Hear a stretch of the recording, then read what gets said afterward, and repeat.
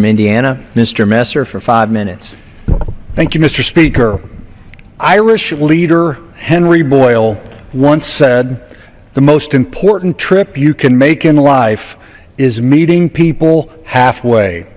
Unfortunately, in this debate, the President and Harry Reid's latest offers are way short of halfway. They won't even come to the negotiating table. During this shutdown, the Republicans in the House have passed 9 bills to fund and reopen vital functions of government. Let me go through some of them for you. 25 of my Democratic colleagues voted with House Republicans to fund pediatric cancer research. 23 of my Democratic colleagues voted with Republicans to reopen national parks, memorials, and monuments. 35 of my Democratic colleagues voted with Republicans, honoring our promise to give veterans the benefits they have earned. 36 of my Democratic colleagues voted with Republicans to pay our National Guard and Army Reserve personnel.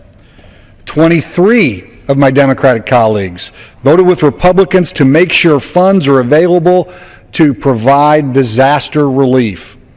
And 189 of my Democratic colleagues voted with House Republicans to provide back pay for furloughed federal employees.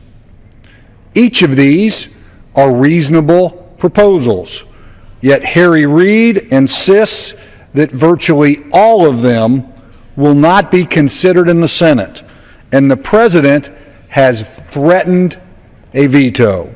Let me repeat, House Republicans have passed bills to fund pediatric cancer research, reopen national parks, provide benefits to veterans, pay salaries for our National Guard, fund disaster relief programs, and other vital services.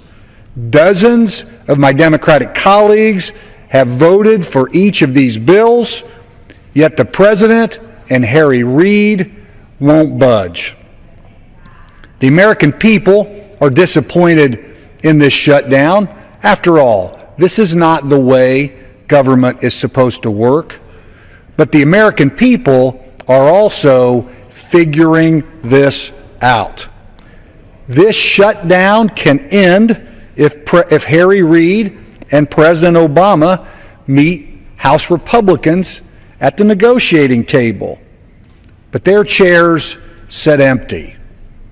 The American people don't want the President's health care law, but they are ready for this shutdown to end. It's time for both parties to listen to the American people, work out our differences, and find a common sense way forward. Thank you, Mr. Speaker. I yield back.